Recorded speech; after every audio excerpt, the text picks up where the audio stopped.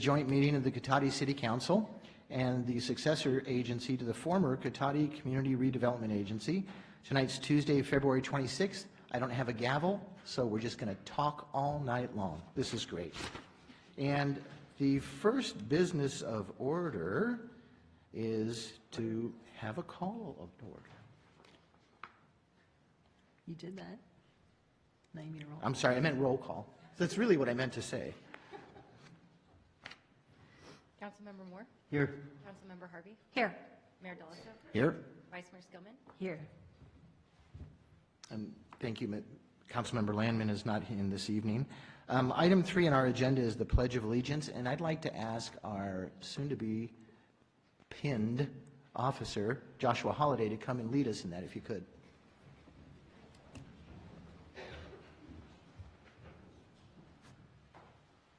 I pledge allegiance to the flag of the United States of America and to the republic for which it stands, one nation, under God, indivisible, with liberty and justice for all.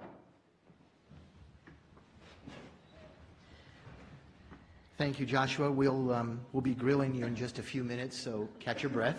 This will be good. And our next item is the approval of minutes and notice of waiving of reading of all resolutions and ordinances introduced and or adopted under this agenda. So moved. Second. Motion is second. Is there any further discussion? All in favor say aye. Aye. Opposed? And we have one abstention with a 401 vote. And we'll move into announcements. Meeting orientation for new attendees or viewers. In conformance with the Brown Act and the adopted City Council rules, the meeting agenda includes items labeled as action items, where the City Council will consider the item and citizens are afforded the opportunity to provide comments relevant to the item being discussed. The meeting agenda also includes a citizens' business item, which is the designated place on the agenda where citizens have the right to say whatever they wish. The City Council may or may not choose to respond to comments as the government code allows. However, if the City Council declines to respond, it should not be perceived as giving credence to or agreeing with any statements that the City Council or its members believe are incorrect, misinformed, or purposefully biased. The City of Cotati has special open office hours on Monday evenings from 5 to 7 p.m. by appointment in the Community Development Department at City Hall as part of the Cotati Open for Business program. This program provides personalized assistance and information to developers, current Cotati business owners, and those interested in starting a new business within the city. The Rohnert Park Cotati Regional Library hosts events for all ages, including art exhibits, book clubs, and children's programs. All events are free and open to the public. For more information, you can call the library at 584-9121 or visit www.sonomalibrary.org. I kind of date myself when I say www, don't I? That's a little redundant these days. I'll cut that out. The Cotati Historical Society Museum is open regularly the second Tuesday of each month from 5 to 7 p.m. and Saturdays from 1 to 4 p.m. and also by appointment. For more information, call 794-0305. Citizens interested in receiving City of Cotati community alerts via text or email are encouraged to sign up at nixle.com or texting your zip code, which is 94931, to 888777. And finally, the city offers a variety of recreation programs for all ages. See details on the web at cotaticity.org. Now we're at item 6, which is our honorary mayor portion of our agenda. And we have our honorary mayor coming back, Maddie Monroe. Maddie, if you could come up and report out on that little homework assignment we gave you a couple weeks ago. Okay, so in talking amongst my peers about their ideas or requests for the city of Cotati, I came across two frequent requests. The first was the bike paths. They said that they are very overgrown and trashed. They also stated, and I quote, "They are so bumpy you almost need to ride a mountain bike on them." They then suggested that maybe one day the city or a nonprofit organization willing to help could lead a creek cleanup to get rid of the trash and cut down the overgrown bushes. They also suggested that in return they could grant community service hours to those high schoolers in need. That helped. They said that they personally couldn't do much about the asphalt, but it's a start. The other request I came across was like a place to hang out. They said that there are many times when they would want to get together with friends to study, but there's no convenient location, seeing that we all have loud, noisy siblings. While yes, there's like Pete's and Starbucks that both have free Wi-Fi, they aren't very cozy and aren't a very good place to for social time. Yeah. And Starbucks has like 5 tables. We thought that maybe if there's a spot in a place like downtown Cotati, where there are restaurants if you're hungry, or a park if you need to take a quick walk, many teenagers would be more likely to study and engage in face-to-face conversation, which is something most of us don't do very often anymore. With a cozy environment, there's a very high chance that people will visit Cotati, especially downtown, more often, and in turn would benefit the small businesses throughout the town. That's it. That's it. Well, that's good. No, that's excellent. Thank you. So, yeah, the bike paths, there's always work that need to be done. Certainly, the vegetation, which is something that, through a volunteer day, could easily be organized and has been organized in the past. So, and creek cleanups as well. So that's really good.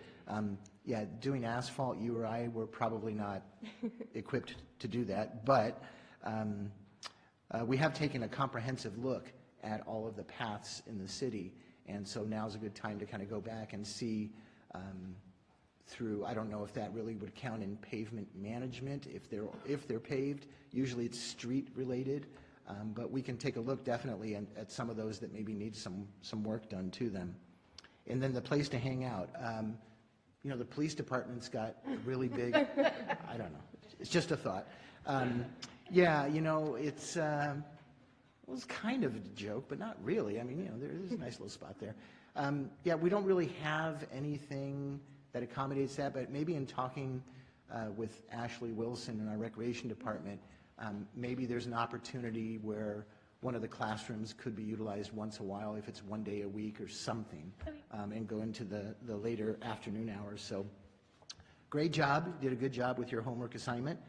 I'm going to look to my right and my left eventually. I'll start with Councilmember Moore if you have any questions or comments for Maddie. Thanks, Maddie. Very nice information. I think we're hoping to eventually get something working with the rec department in reference to having some sort of a space. We had one previously prior to the economic downturn. So as we get more fiscally sustainable, I think we're all looking to get something along those lines. So not sure what that'll look like yet, but we certainly have heard that and are interested in doing that. So thank you very much for bringing that information. Councilmember Harvey. You added to that when you said close to restaurants and things and places to walk. We, of course, have a nice path around Fletty Park across the street, but would City Hall be close enough, do you think, to places to eat that it would be convenient? It's just a couple of blocks Yeah, that I way think it with would that. be perfectly fine. There's also Uber Eats, I suppose that could be Yeah. too, right? DoorDash, all of those. Yeah, I think that would be relatively close to all the restaurants. All right, so maybe that's something we can Yeah. look into. Thank you so much for your report. Thank you. I want to congratulate you, Councilmember Harvey, on being with Uber Eats and Dash. That was like really hip. Very impressive. All right. Vice Mayor Skillman. So thank you very much for coming back again and giving us a report out. Really appreciate it, and I appreciate the effort that went into chatting with your friends and finding out. Although it sounds like from before you're really involved in a lot of the student activities, and so it was probably a little bit easier than if you had to like patrol the hallways. Hey, you give me an answer here. So no, that's great, and it's again, it's just a pleasure to see you, and you're always well prepared and you present really well, and I know it's really challenging in front of this group of old people, but I had to get that in. You were making all these comments about how hip we were. Wow. So anyway, thank you for being here tonight and being our honorary mayor this. Thank you for having me. So do you have anyone that you brought with you this evening that you might want to introduce? I have my grandma sitting in the very back row back there. Could she kind of wave so we can acknowledge her? There you are. Very good, very good. At this point in time, we have this lovely certificate. So we're going to come out in front of the dais. If you want to join us up here for a shot, and maybe the city manager will get his phone out, that'd be great. Picture, not a shot. Something to put up on IG later?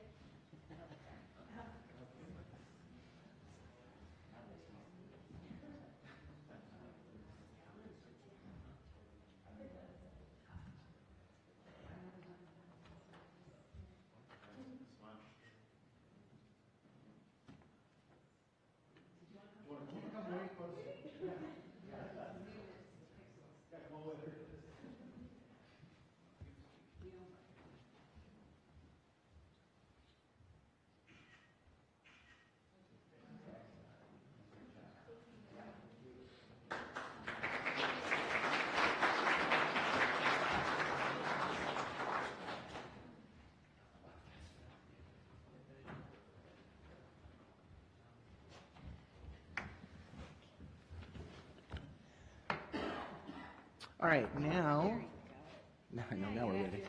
Now I have a gavel. Now I'm ready. We're going to move into item 7, which is presentations, and we have 3 different presentations tonight. We're going to first start with the introduction and swearing in of Reserve Police Officer Joshua Holliday. I'll turn this over to the chief. Come on up, Josh. Thank you, Mayor. Good evening, council members. So I'm very happy to introduce to you our newest Reserve Police Officer, Joshua Holliday, all the way up to the podium. You better watch out. The lieutenant was ready to kick you up there. So this is Joshua Holliday, and he is just a little background, he is a Santa Rosa High School graduate, where he excelled in Future Farmers of America, and apparently his passions were auto shop and welding. I don't know how that fits into law enforcement, but we'll find out. He also attended Santa Rosa Junior College, and he has his associate arts degree in social science and behavioral science.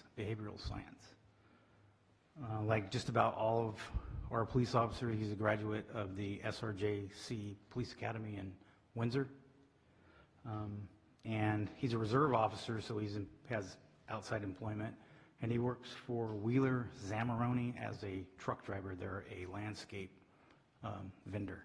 So that's what his occupation right now is, truck driver / reserve police officer. He is in training. Today he got to do his firearms qualifications in the rain.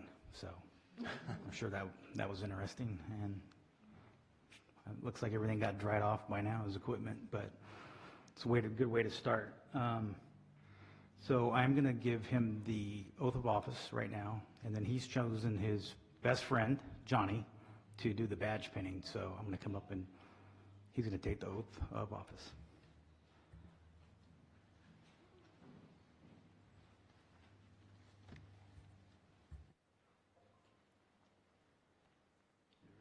Raise your right hand. Repeat after me. I state your name.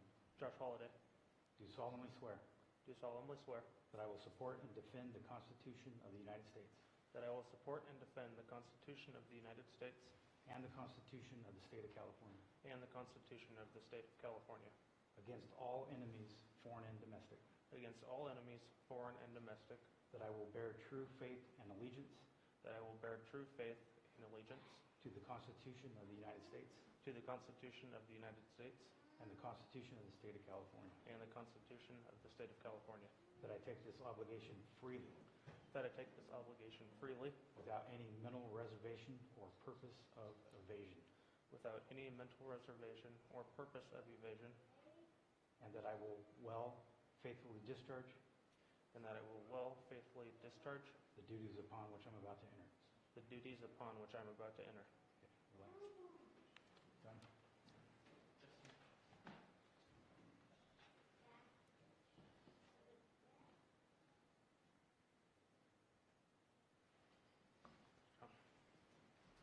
Thanks, sir.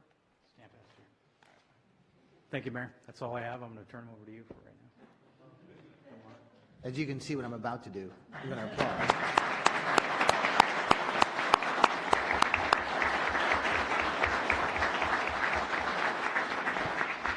So, do you prefer Josh or Joshua? I prefer Josh. Okay, because if I call you Joshua, that means I'm going to give you some really nasty questions. But first, we'd like to really hear a little bit more about you. We heard a little bit from the chief, but anything else you'd like to add to it? Not really that I could think of. Kind of boring. Well, I mean, I won't do this, but I could open it to the audience to see if any of your friends or family have things they want to talk to you about you. Not a bad idea. No, I'll refrain from this meeting. We'll see how, I'll probably get pulled over tonight on the way home or something now that I said that, right? We're going to just go around the table here and see if there's any questions or comments. And again, congratulations. But start with Vice Mayor Skillman. Well, thank you for being here tonight. I know it's a little intimidating, especially with us in front of you and all of these people behind you, but this is quite a crowd that you've brought, and that really is a testament to who you are, and that actually speaks volumes, even if you're wanting to be a little bit shy about sharing your boring life, as you were saying.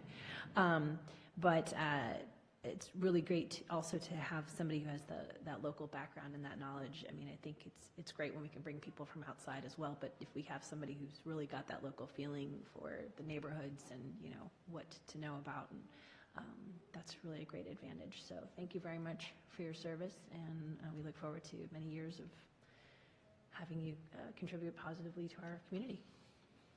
Thank you. I look forward to contributing. Councilmember Moore. Welcome, Josh. You got a pretty good force that you're going to be working with. You got a great chief and great lieutenant. I look forward to seeing you blossom in your career, and welcome. Thank you. Vice Mayor Harvey. No, Councilmember Harvey. Well, welcome, Josh. And I know that it took a lot to get to this point, and I can tell that you have a lot of support from your family. So that's wonderful, and we are very happy that you've chosen Cotati to be with, and look forward to you having a long career. So without going into extended family, do you have any immediate family members you'd like to introduce tonight? Sure. On the second row at the end is my dad, Mike. Next to him is my mother's boyfriend, Todd, my baby sister, Destiny, my mother, Susan, and my grandmother. Excellent. All right. And Johnny. I mean, he pinned you. You got to give him a little credit. He is a brother to me, so. Oh, okay. All right. Well, that's good too. That's good.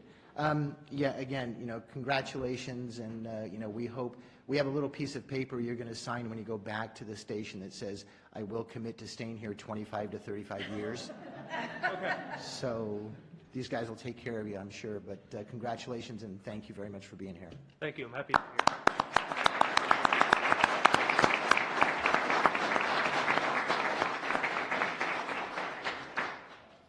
And next on our agenda, we have an update from Sonoma State University Student Body Representative. And is that person here? Flood it out.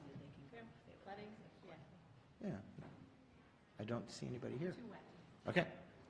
And by the way, if people were here for Joshua, and we really appreciate it if you stay around, but you're not committed to staying here. So if you do need to leave, you know, please feel free to do so somewhat silently as you go out. And Joshua's the first one to get up, of course. So. There we go. That's excellent. But yeah, I mean, thank you folks for being here this evening, but you can follow him right out. Wow, I know how to clear a room. This is good.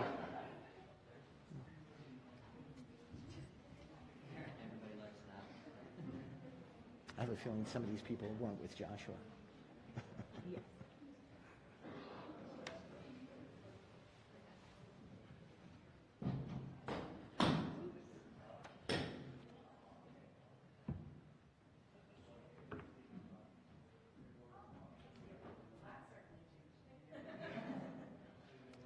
It was not intentional, really. I swear.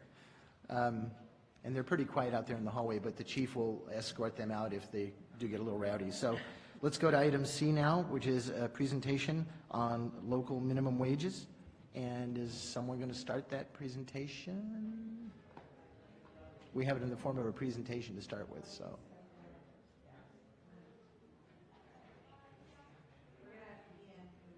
Yeah, if you want to just come up, introduce yourself, and dive in. Thank you.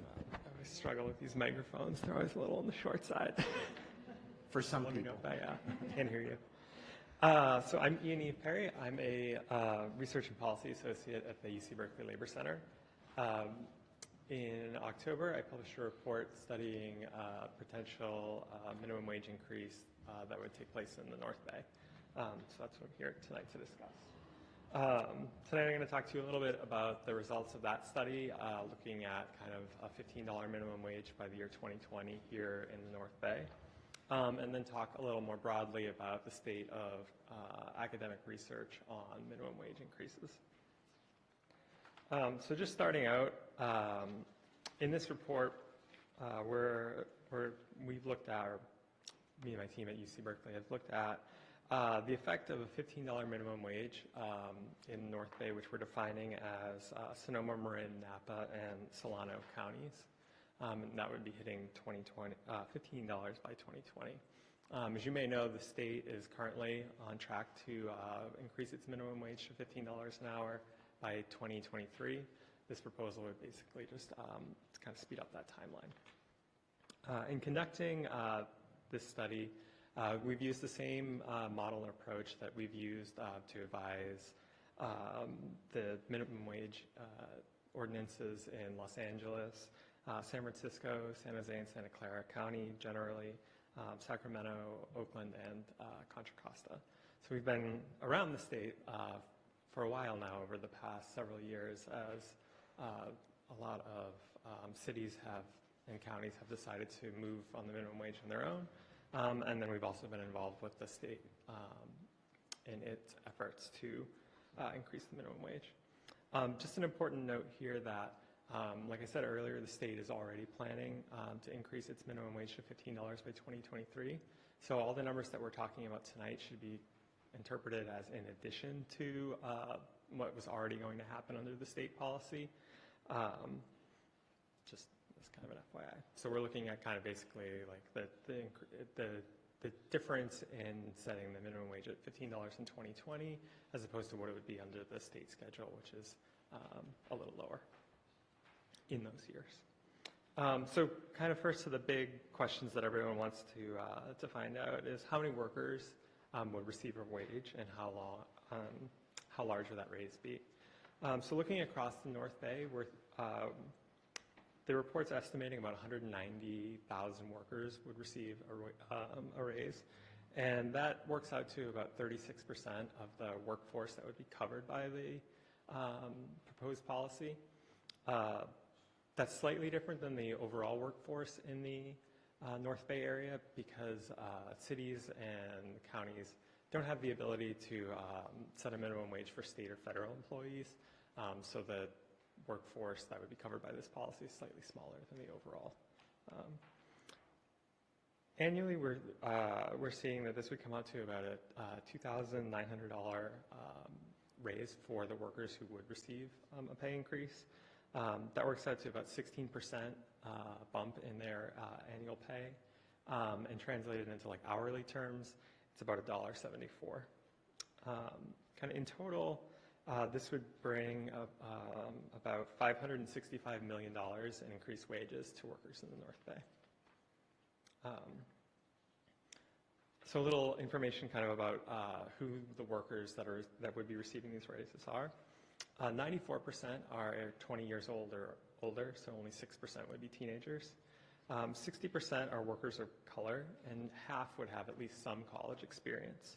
The typical affected worker here earns, currently before the policy goes into effect, is earning about half of the median individual income across like the North Bay. But it's important to note that these workers are bringing home half of the income that their family has to live off of. So looking at kind of now the jobs that these workers have, the three industries where most workers who would be affected by the policy have jobs are retail, restaurants, and food service, and health services, which is pretty standard for minimum wage increases. These tend to be the industries that have the highest numbers of low-wage workers, and the kind of North Bay is not particularly different there. Most of the affected workers would be private, would be within private and for-profit firms. Public sector workers and nonprofit workers are less likely to be affected, which basically just means that they're already tending to make a little bit more. So then kind of moving on to how this policy would affect business costs and then subsequently prices for consumers. We estimate that restaurant costs would increase by about 2% with this policy, and prices would then, prices for restaurant consumers would increase by 1%. So the costs go up by 2%, and those get passed on to everyone's kind of the price of food in around 1%.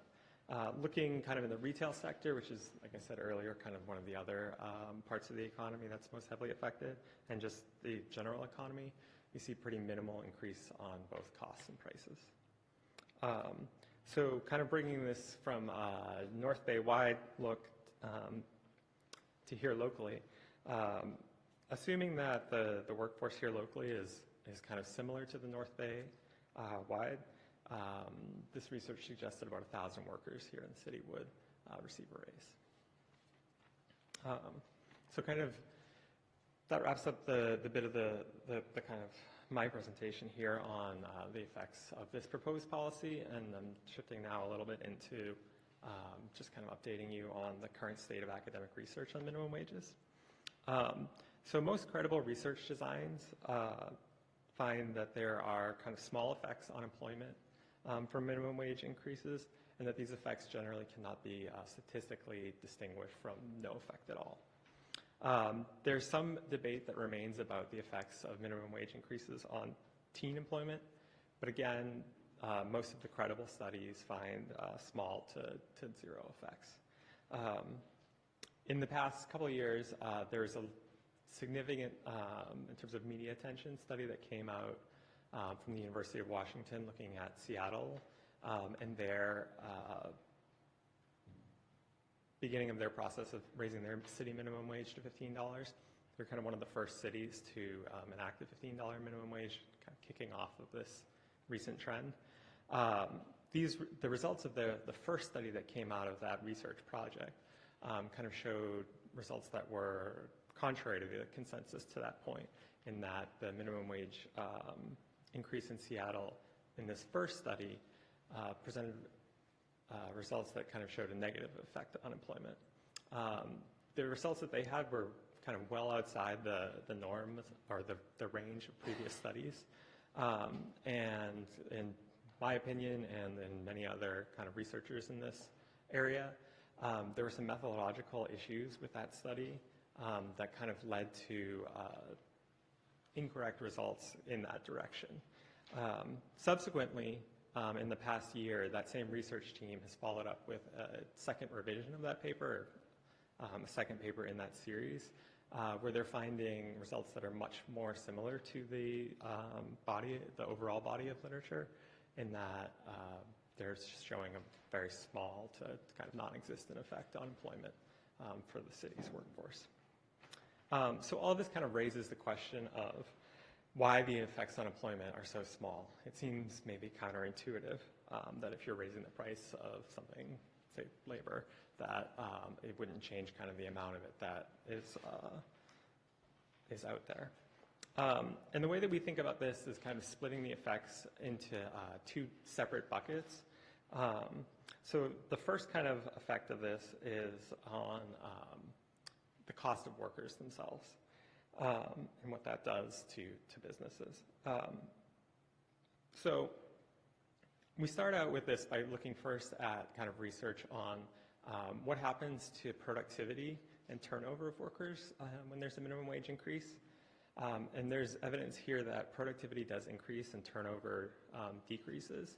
This partially offsets then some of the higher costs and wages that employers have to pay. because their workers are then more productive, and they spend less on replacing workers who take new jobs. That being said, there's still costs left over that increase the payroll of businesses. Our model suggests that the way that businesses kind of cope with this higher cost level is to increase their prices. And it's important to remember that when something like this happens, it's affecting kind of all businesses in the area at the same time. So they're all raising their prices together kind of at the same time. And especially when you're looking at like very localized businesses like restaurants, that kind of means that there's less of an issue of losing business to a competitor because they're all facing the same kind of cost and price increases. What you're seeing generally is what's kind of the overall like change in demand for, say, restaurants or kind of retail shopping. And of course, with some higher prices, you do see kind of a small reduction in kind of consumer demand for these things. And then that kind of gets passed on to like a negative effect on employment. But like I said at the beginning, there's kind of these two tracks of effects here. The other side is what happens to workers and their incomes. And it's important to remember that the workers who are receiving higher wages then have more money to spend. And that higher income ends up getting passed through to increase economic activity in local businesses. And that, in turn, kind of creates kind of pressure for more employment. And what basically the research is showing is that these two effects, the positive effect that comes from workers having more money and the negative effect that comes from having payroll costs go up, basically offset each other. And in the end, they kind of cancel each other out, and there is not much of an effect on overall employment. But workers do see higher pay.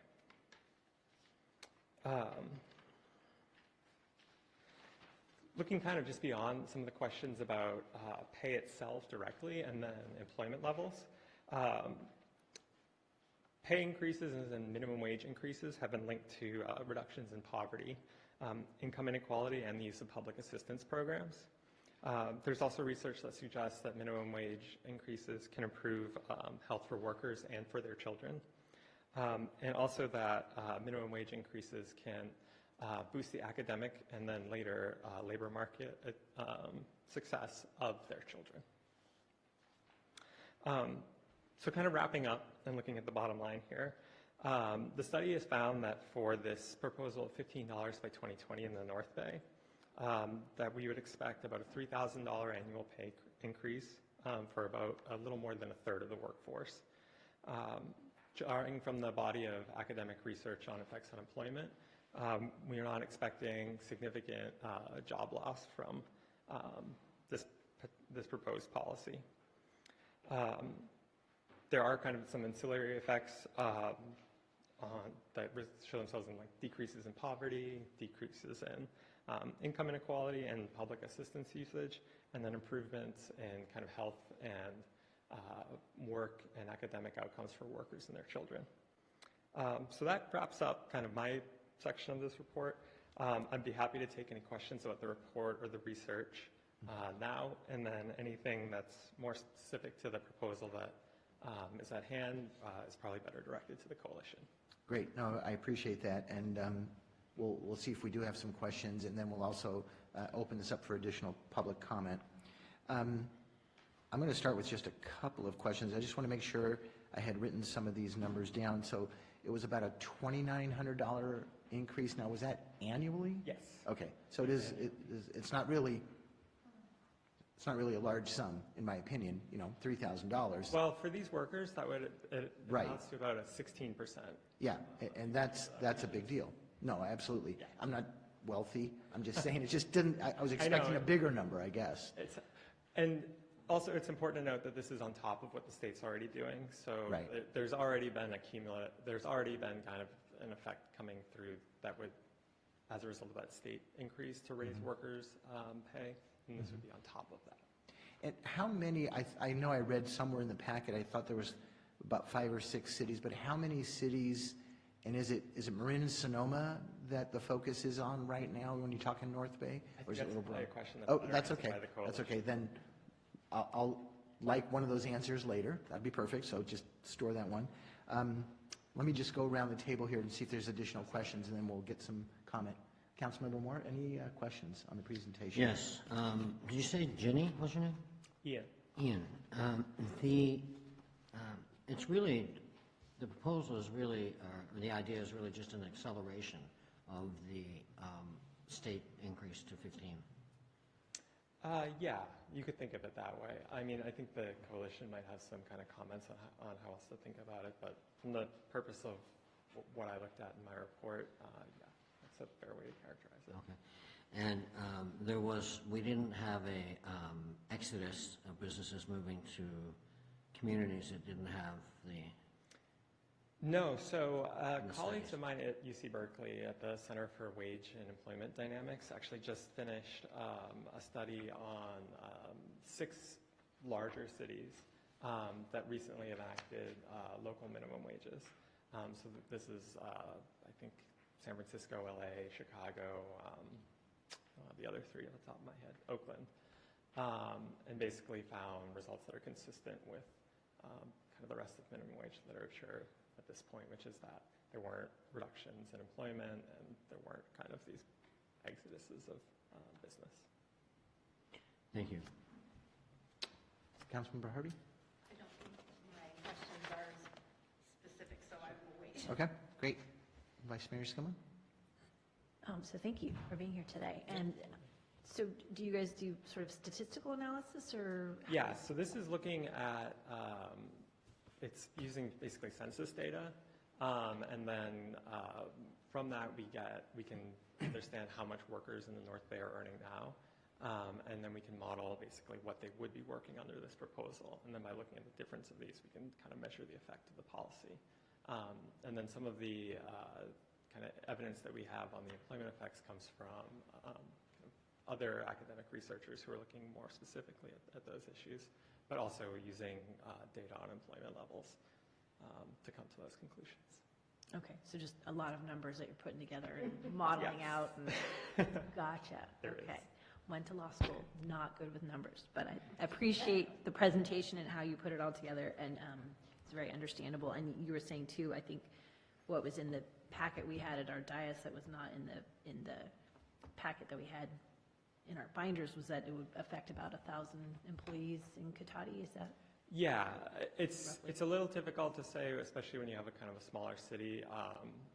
But if it's true that kind of the workforce in Cotati is similar to the workforce in the North Bay wide, then a reasonable estimate would be about 1,000 workers. Okay, great. You know, to the extent that workers in Cotati earn more or less than the overall kind of North Bay workforce, that number could change, but it's hard to zoom that far in based on the data we have. Sure, okay. No, but I appreciate the overview, so thank you very much. Yeah. Great, thank you.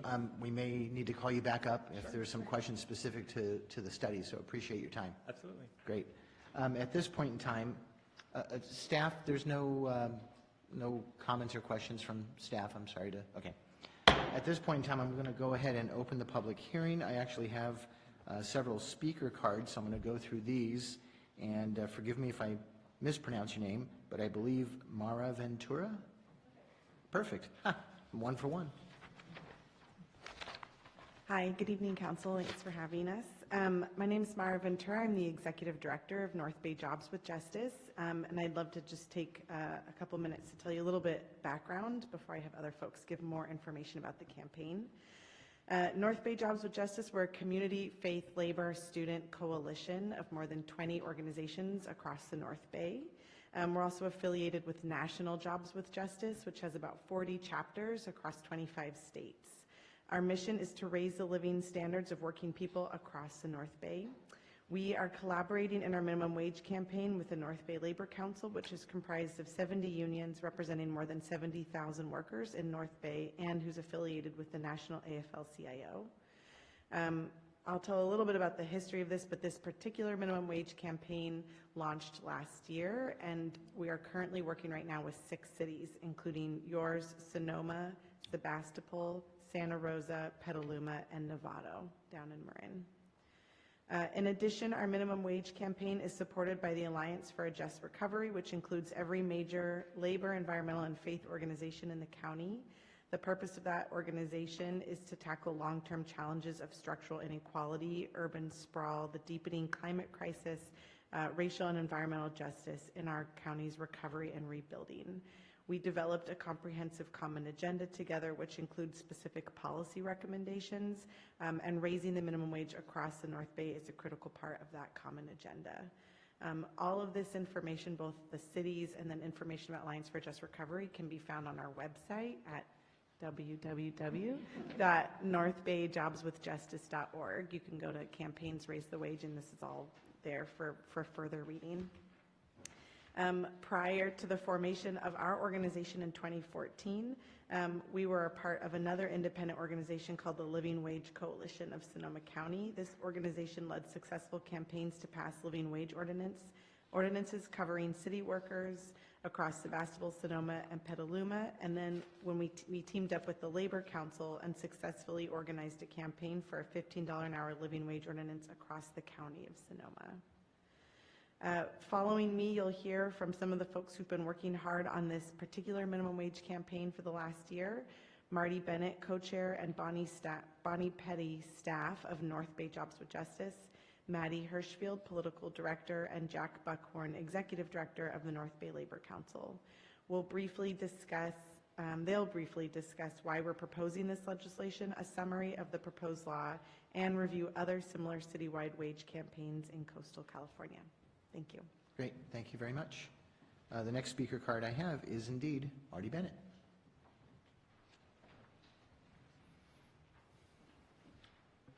Good evening. Please note that the report about the economic impacts of the 15 citywide minimum wage in the North Bay, presented by Ian Perry from the UC Berkeley Labor Center, was commissioned by the North Bay Jobs with Justice and the North Bay Labor Council. The UC Berkeley Labor Center economists and researchers have completed studies about the impacts of citywide minimum wage in most of the cities in California that have adopted 15 minimum. They are widely acknowledged as the leaders in this field of minimum wage impact. You heard the list of cities that we're attempting to simultaneously introduce this legislation to in the North Bay. And just to update you, Sebastopol held a study session last November. Sonoma did so on the 4th of February. Petaluma is scheduled for April 8th. Novato is tentatively scheduled for April 9th. And we anticipate that Santa Rosa is going to schedule a study session very soon. Our intent is for all of these cities to move forward together, replicate a similar ordinance language, and a similar 2-year phase-in period. Over time, we will urge other North Bay jurisdictions to consider citywide minimum wage, and we want to truly establish a regional minimum wage higher than the state minimum that is now occurring in many other counties, San Francisco, San Mateo, Santa Clara, and Los Angeles. Why are we proposing this legislation now? Despite the prolonged recovery from the 2007-2009 Great Recession and the fall of unemployment, California and the North Bay are experiencing soaring inequality, the dramatic expansion of the working poor, and widespread economic insecurity. A few statistics from a new report I believe you have been provided by Jobs with Justice, and it's on our website, tells the story. In Sonoma County between 1979 and 2016, inflation-adjusted wages remained flat for the bottom 60% of the county's workforce, while the wages of the lowest 20% of workers dropped by 11%. 21% of all county residents and 40% of Latino residents belong to working poor families, earning an income of less than $50,200 a year, with at least one member reporting income from work. More than 30% of Sonoma County workers earn less than $14.22 an hour. and the spread of low-wage employment is one of the fundamental causes for the levels of inequality not experienced in this county since the Great Depression. Thank you. Thank you very much. And my next speaker card is Bonnie Petty.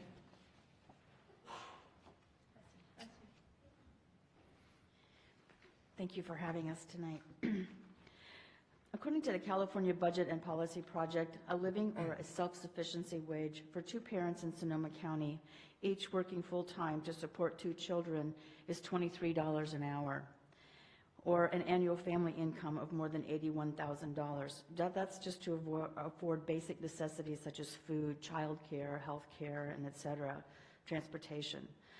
And that's without relying on federal or state public assistance programs.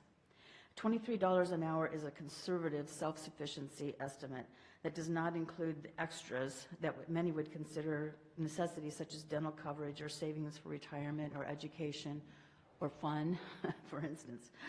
However, the California Employment Development Department estimates that more than half of the new jobs created between 2014 and 2024 in Sonoma County, mostly in retail, food services, hospitality, healthcare, and the waste management industries, will pay less than a livable wage. Furthermore, rising inequality and falling incomes and wages for the majority of Sonoma residents and Cotati residents, Sonoma County residents, are driving the near catastrophic affordable housing crisis in our community. Median rents have increased by 25% in Sonoma County between 2000 and 2016, while renters' median annual incomes rose by just 9%. Rents then jumped by more than 36% after the Tubbs fire, so the disparity is clear and obvious. Half of all renters and 71% of renter households earning less than $50,000 annually are rent burdened and pay more than 30% of their gross monthly income for rent. To make housing affordable in Sonoma County, we must simultaneously raise the wage floor and find new revenue sources to fund affordable housing. Raising the minimum wage is the fastest way to make housing more affordable, to close the jobs housing mismatch that plagues our community, and address the displacement of moderate and low-income families that has only accelerated due to the Tubbs fire. Our proposed citywide minimum wage law is very similar to that adopted by cities of Cupertino and other Santa Clara cities. Living wage laws apply only to city employees of city contractors. In contrast, our proposed minimum wage legislation covers nearly all workers employed at least 2 hours a week in the city. The minimum wage increase would be phased into $15 an hour in 2 steps by July 1, 2020, and then raised annually based upon the Bay Area Consumer Price Index. Thanks. Thank you very much. And Maddie Hirschfield, please.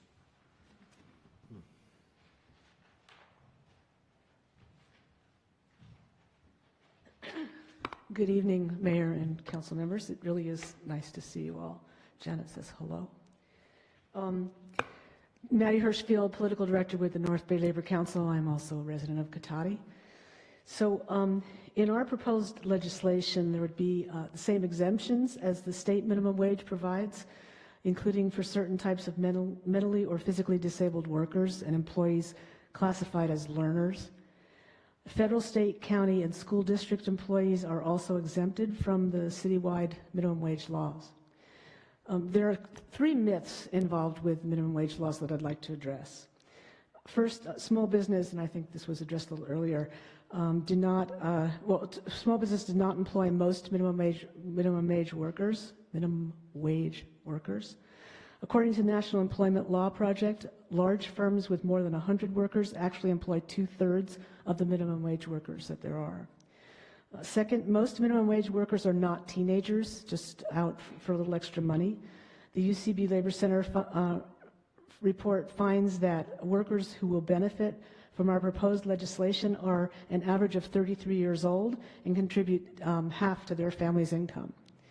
Approximately 1,000 to 2,000, that was addressed a little earlier in the questions, low-wage workers in the city of Cotati would receive a wage increase if the city adopts this $15 minimum wage. Third, raising the minimum wage will not cause businesses to leave the city or increase unemployment amongst low-wage workers, which I think you addressed. The UCB report finds that the average cumulative annual pay increase is as mentioned, $2,900 in 2020. Extensive research demonstrates that when low-wage workers receive increased wages, they spend that money locally for basic necessities. Increasing the minimum wage for Cotati and the entire North Bay will be a direct economic stimulus for the local economy that will benefit small business, create more jobs, and yield increased sales tax revenue for the city. Furthermore, raising the minimum wage will ensure that taxpayer dollars do not subsidize low-wage employers. A 2015 UCB Labor Center study found that taxpayers provide $14.3 billion annually to low-wage workers who can't make ends meet, because even though they work full-time, they're eligible for public assistance programs such as food stamps, Medicaid, children's health insurance, and temporary assistance for needy families. So in other words, when a full-time employee needs public assistance services to make ends meet, it's really the employer that's getting the benefit. 42 cities and counties nationwide have approved the $15 an hour minimum citywide, countywide minimum wage. 21 of those are in California. And you've already heard that the living wage is much higher than that. So this is simply just the right thing to do. Thank you for your time. Thank you very much. Appreciate it. And Mr. Jack Buckhorn. Good evening, Honorable Mayor Del Orso, council members, and city staff. My name is Jack Buckhorn. I'm the Executive Director of the North Bay Labor Council, and I'm here to pick up where Maddie left off with her comments. The city and county of Los Angeles, plus Santa Monica, Pasadena, Long Beach, have adopted a $15 minimum wage by 2020. In the East Bay, Berkeley, Emeryville adopted $15 an hour in 2018. El Centro, Richmond set $15 an hour in 2019. And San Leandro approved a $15 an hour minimum wage by 2020. We would like to stress that raising the minimum wage enjoys strong support amongst the voters. In August 2015, a field poll indicated that 68% of registered California voters supported incrementally raising the state minimum wage to $15 an hour by 2021. And in June 2016, Bernie Sanders won the Sonoma County Democratic Party primary for president by 5-point margin over Hillary Clinton. A federal $15 an hour minimum wage was an important part of his platform. Just last month, Sanders introduced the Raise the Wage Act to Congress. The bill would gradually raise the $7.25 an hour federal minimum wage to $15 by 2024. The Raise the Wage Act is now co-sponsored by 181 members of the House and 31 members of the Senate. California Senators Dianne Feinstein and Kamala Harris are co-sponsors, as well as Congressmen Huffman and Thompson. We want to emphasize that the movement to raise the minimum wage has rippled up from the local level to the state level. At the local level in California, 25 cities, including Sebastopol, Sonoma, and Petaluma, and 7 counties, including Sonoma County, approved living wage laws, and the cities of San Francisco, San Jose, and Los Angeles passed $15 citywide minimum wage legislation prior to the state of California implementing a $15 an hour minimum wage in 2016. Each local campaign helped to educate elected officials and the public about what it costs to make ends meet and why the state minimum wage was woefully inadequate. California was the first state to adopt a $15 an hour minimum, followed by New York in 2016, Oregon 2017, Massachusetts approved $15 an hour minimum in 2018, and New Jersey approved a $15 minimum in early 2019. Furthermore, Maryland, Minnesota, and Illinois will likely pass $15 minimum wage later this year. After the election of a new Democratic president and Congress in 2020, the wave of states approving $15 minimum wage will bring pressure on the federal government to raise the federal minimum to $15. Local raise the wage campaigns do matter, and all North Bay jurisdictions should join other coastal California communities by implementing a $15 minimum by 2020. Thank you for your time. Thank you very much. Curious little pause on your part on your speech there too, so clever. Never thought we'd be where we are today. I take nothing for granted. Are there any other people who'd like to speak on this issue? Mr. Barrich. Thank you, Mayor. Former Councilman George Barrich. This comes from the Berkeley Labor Center. All righty, Berkeley again. This sounds like a real job killer. Nothing new about this type of propositions. Teenagers will be hurt the worst, or hurt the most, teenage workers. It's obviously going to raise prices, affecting everything across the board. Nothing will be spared. Even housing will go up in price because of this. This is the Soviet model of government, of price and wage controls. This is classic Soviet socialism at work. How's that been working for us in Venezuela? When prices go up, the poorest suffer the most. This type of policy would encourage more illegal hiring, more illegal immigration, more black market hiring. I don't believe the numbers that were presented here tonight. I didn't see any numbers, no real studies. Many businesses are hanging on for dear life right now and will be pushed over the edge if something like this ever takes place in this county. Why stop at $15 an hour? Why not $25 an hour? Why not $50 an hour? Okay? Who came up with this whole idea of a livable wage? This nonsense. Only free markets can raise the standard of living for workers and achieve full employment. This is all part of this Green New Deal, which is really a Red New Deal disguised as green. In the Green New Deal, that this is really a branch of here, anybody who does not want to work will get a livable wage. Oh yes, you won't have to work to get a livable wage. How's that going to work? Who's going to pay for that? How's that going to affect your taxes and your fees and your tourism and your restaurants that are going to go out of business? This is all nonsense. Thank you very much. Is there anyone else who would like to comment this evening? All right, seeing no one, I'm going to go ahead and close the public hearing and bring it back to council. Again, council, our direction tonight was to receive a presentation from the North Bay Labor Council, which we did. Thank you very much for that, and the public input. And it's now our turn to provide direction to staff and what the next steps would be.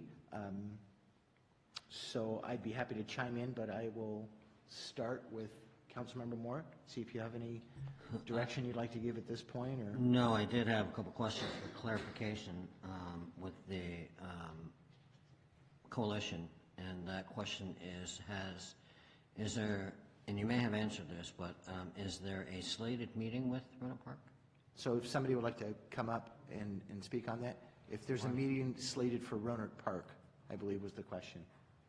Is that correct? Correct. Yeah. No, we haven't reached out to Roanoke Park at this point. And quite frankly, we started with city councils where we thought there was going to be a favorable reception. And we started with those councils that we had relationships with already. But ultimately, we do want to go to Roanoke Park and other cities in the county. And we also want to go to San Rafael, San Anselmo, and ultimately to Marin County and the county of Sonoma. But it will be incremental, and we want to try, it's quite a challenge to work with 6 city councils simultaneously. We want to see if we can get that done, and then we'll go further. Great, thank you. Thank you, Marty. Any other questions at this point? I don't have any questions. I have some comments, but you want to go through, see if we have any questions first? Sure. Then we'll come back around, okay? Councilmember Harvey. Yeah, I think that Marty just answered my question. I was really, because the studies and everything talks about Marin and Sonoma County, yet we are specifically highlighting specific cities. So I think that that explanation explains why, because typically we would want to do things of this magnitude as a countywide effort. And in particular, us being a small city surrounded by the other cities, it does make it a little bit more difficult for us. But I understand now why you took that approach. All right, thank you. Vice Mayor Skillman. I don't have any questions, but I was just going to clarify too, the study that is being referred to and was presented to us is in the packet pages 33 through 74. Thank you. All right, thank you for that. And yeah, I think now is the time to, I have no further questions at this point. Now is the time to kind of discuss, and I'll just kind of kick this off by, you know, I'd like to see this item come back as a full staff report. And I don't know if timing is an issue. Would be curious to hear maybe about that, if it is indeed a necessity. But I think it would be good to do that. But I would also be very interested, before it comes back to us, that there is outreach to the community, specifically the businesses. I would like to hear their input. You know, I'm hearing when there's a 2% increase, then, you know, typically with businesses, they just pass that cost on to the consumer. And, you know, 2%, we were talking restaurants, of a typical $20 meal, you know, we're talking, is that 40 cents? I can't see my decimals, but something like that.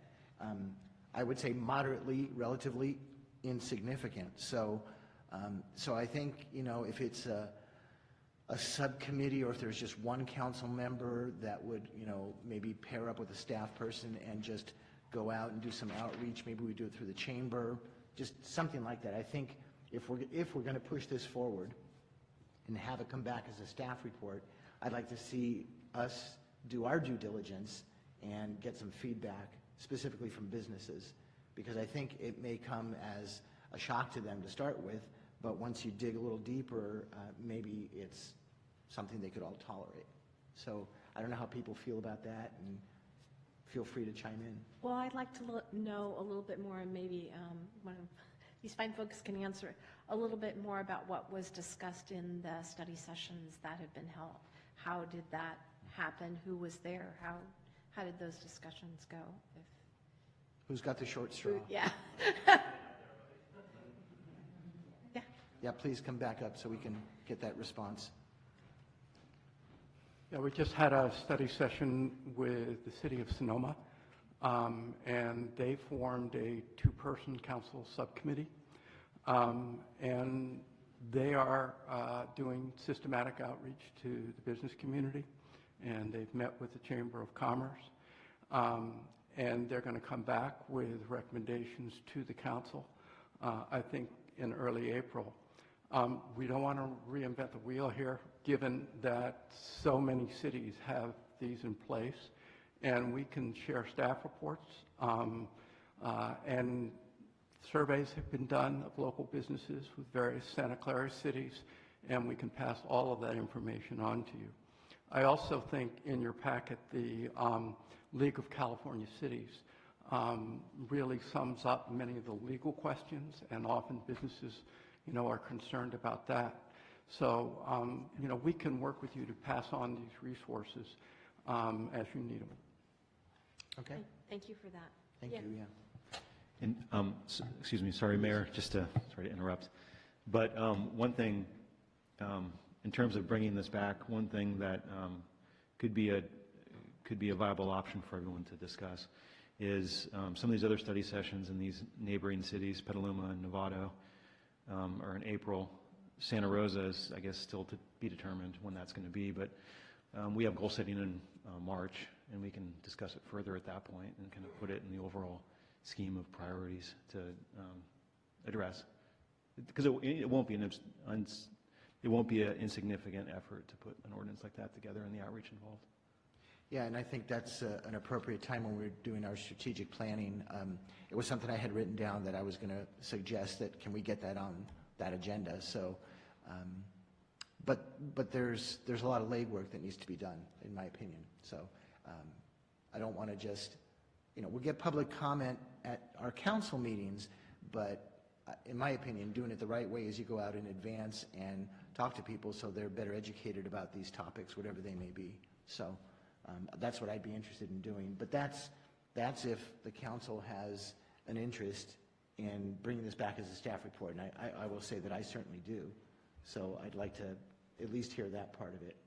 Well, yeah, I certainly would like to have a staff look more into this and give us information. It sounds like there's plenty of information that can be pulled together on this. It's said occasionally, but I think it's true. It's always better to give people a hand up than a handout, and I think that this to some degree does that. What we really want to do is move people off of subsidies and having to have them on food stamps and things like this. It does a lot for people just in their own self-esteem and how they feel about things. And it was brought up about keeping workers. It is true that workers will tend to work harder if they like where they work and they feel that they're valued. And this is a way of showing people that you value the work that they do. And from a business perspective, that is one of the high costs of business, is to replace workers. The statistician probably knows these numbers, but it's a really high number every time you have to replace a worker. So I think that keeping workers there, I think, is always a good thing. So I'm supportive. All right, Councilmember Moore. Well, I think it's a critical issue, and when you look at the statistics that were mentioned and the 2% additional cost to the business and the passing on of that to the consumer at 1%, if that number is correct that you were talking about overall, to me, it seems like that's the cost of doing business. And I think that it's a critical issue that if we can try to accelerate this. It already is going to be in place, but if you look at that economic output and what that might generate a couple of years sooner, it could be a tremendous offset. So I would be inclined to say I would like to see maybe even a subcommittee on this, and then with that information from that subcommittee brought to the strategic planning in March. That'd be great. All right. Thank you for that. Vice Mayor? Thank you. Yes, I'm very interested in the idea. The only hesitance I had was looking at the idea of enforcement. So if we were doing it in Cotati, but it wasn't a county-wide issue, it was going to be a lot more difficult to sort of monitor and make sure that people are actually paying what they're supposed to be paying. So that was just one of the things that had stood out to me, but definitely would be interested in having a subcommittee or more outreach as well to the businesses and just see, who may be affected, who is completely on board once they get the information that they have. I think that would really help a lot. So it wouldn't be, like you were saying, better to get out in front of it and explain to people what we're hoping to accomplish and why, rather than sort of a mandate for this is what we're doing. Right. So. If I may, I looked at that issue regarding enforcement, and the state will have the enforcement on the gradual increase to 2023, I think the year is. And so you would have a enforcement issue for the city of the difference between what it's already going up to and the accelerated rate, which I think would be minimal. So am I hearing from you that, as the other two council members have stated so far, that you're interested in seeing this come back as an agenda item? Yes, and I like the idea of it coming back to strategic planning. Okay. So that strategic planning meeting is March 27, if I'm not mistaken. So that would be it's a short time away, needless to say. And I don't know, from a staff standpoint, I mean, do you have enough direction that it sounds, we would like to see this come back for a discussion, and if it occurs at strategic planning, then again at a council meeting for public input, with again some input from the business community, because I think they need to have a clear understanding of what this could mean to their specific businesses. I think that's a really important issue for them to know. Are we on the same page as far as direction? Yes. I think when we do the strategic planning, we can talk a little bit in more detail about how that outreach would occur, just to understand what kind of outreach we want to do, and then we can go from there and put that ahead of the rest of it. There's certainly a lot of questions that we need to answer, and work ideally in concert with the other regional players that are looking at this, so that we don't, so that we kind of work in step with them. Yeah. Agreed. Yeah. Agreed. Yes, please. One more suggestion that I was going to make, since you're very involved with all the other city managers, is to use that venue as a way, to kind of discuss it and bring others into the fold on that, to see where people are. So then these folks, can definitely go to different councils, but you can kind of get a feel for it from that regional kind of perspective on where people are at with that. We'll have Cotati as the icebreaker. Okay, so I think we have some relatively clear direction that we're going to bring this forward in the near future, and maybe the first discussion will be at that March 27 strategic planning session that we have. Great. Thank you for your input, So folks. we will not be forming a subcommittee prior to that March study session?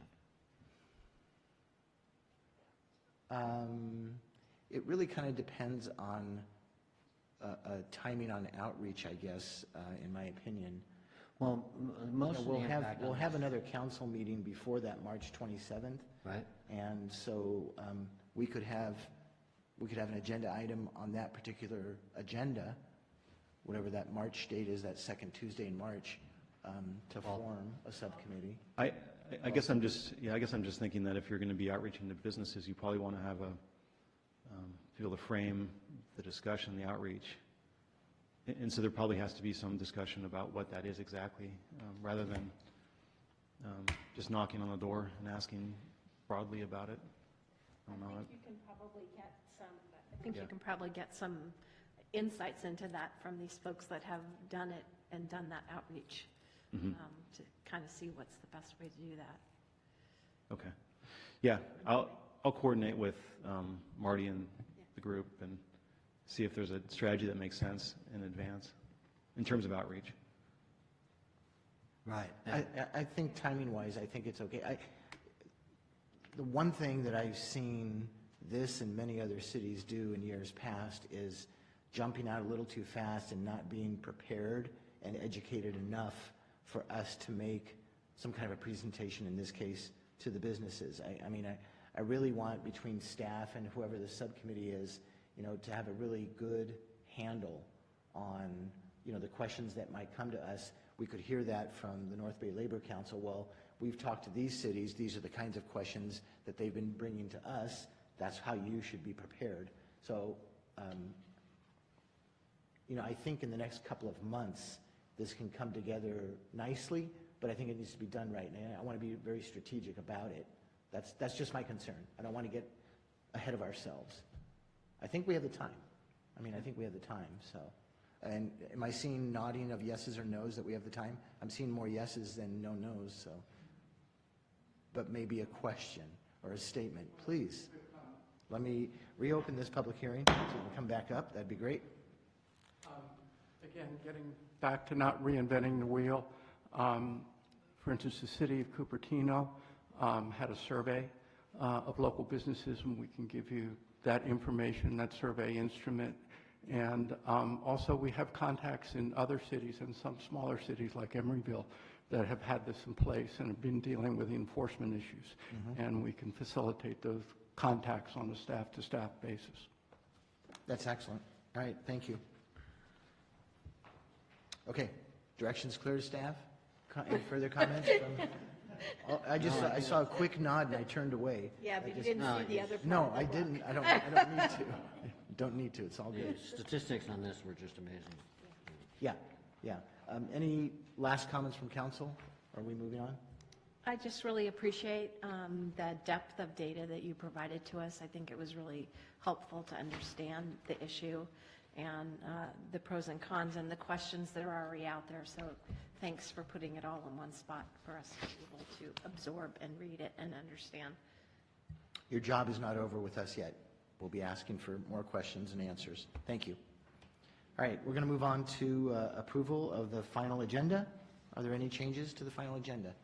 No changes, Mayor. Thank you very much. Now we're at item 9, which is citizens' business and public comment for consent calendar items as well. Any member of the public wishing to speak to the council on any item listed on the consent calendar or any matter not listed on the agenda that are within our subject matter jurisdiction of the council may do so at this time. Pursuant to the Brown Act, the council is not allowed to consider issues or take action on any item not listed on the agenda during this period. Pursuant to City Council Policy 2017-02, comments of any member of the public are normally restricted to a total of 3 minutes in length per person for matters not on the agenda, and a total of 3 minutes per person in length for any and all items on the consent calendar. The mayor may extend the time limit for a reasonable time where a disability accommodation has been requested. And I don't have any speaker cards, but I will be opening the citizens' business. Do we have any comments from anyone?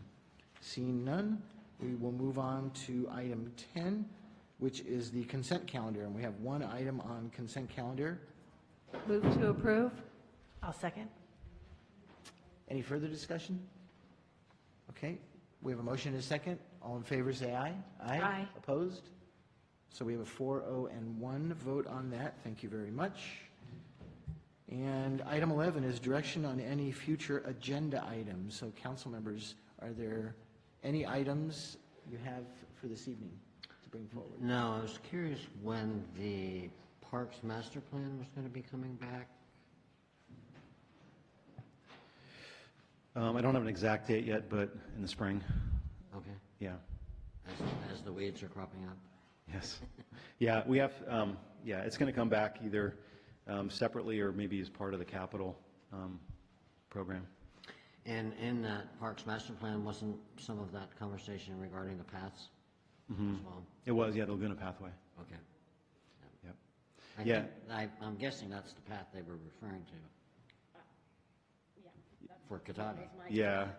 Yeah, I mean, if they're talking asphalt, they're, you know, obviously they're talking East Cotati to Commerce, that segment of it. Right. Yeah. Okay. Yep. That was it on that. All right, very good. Anyone else? Nothing? Okay. Then we are at item 12, which is a regular agenda action item, which is the 2019 Community Survey results. Thank you, Mayor and members of the council. We have a presenter here tonight, Miranda Everett with FM3, who will be walking through a community quality of life survey that was conducted in January and is in your packet. Thank you. And we're very excited to hear how the public loves us, so please take your time. It's like you've already seen the results. So my name is Miranda Everett. I am a senior researcher at Fairbank, Maslin, Mullen, Metz & Associates, which you can call FM3 Research if you are in a hurry. We're based in Oakland, California. And these are the results of a survey we conducted January 7th through 21st, 2019, so just about a month ago at this time. And is there a clicker, or should I just? No problem.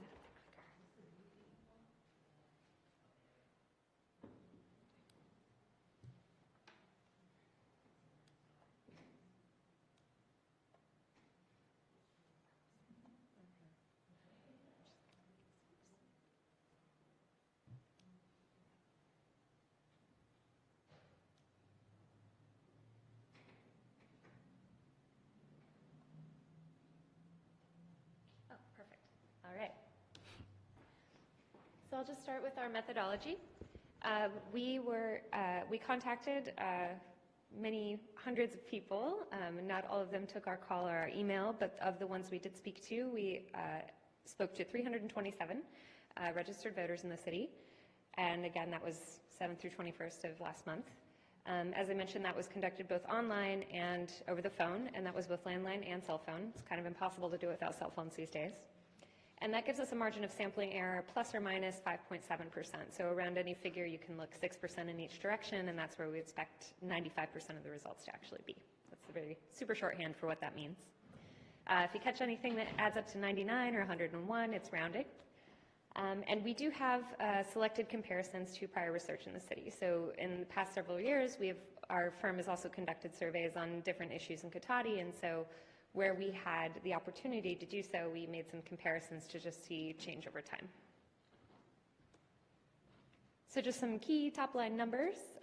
As teed off at the beginning here, 87% rate life excellent or good, so just as you suspected there. About 2/3 approve of the performance of the city government overall, and about 2/3 also called the cost of housing an extremely or very serious problem in Cotati, on kind of the other side of the coin. And that is something I'll talk a little bit more about. You may not be surprised to know that that is by far the biggest issue throughout the Bay Area these days. So we'll start with some general impressions of life in the city. We started with the classic right direction, wrong track question that's been asked for about 100 and so years in my business. 2009 was the first time we have a record of asking it in Cotati. There, about 7 in 10 said the city was headed in the right direction, and we're back at that number now. In 2013, that figure was a little bit lower. There was a little bit, about a quarter who said the city was headed on the wrong track. But you can see that optimism has really increased in the city, and that greater don't know, where it's at 24% now. That's something we'll see throughout the survey. There are bigger portions of folks who said they don't know or they're not sure as an answer to the question. Part of that is because we spoke to a group of all registered voters rather than voters who are likely to turn out in specific elections, as we did in the prior surveys.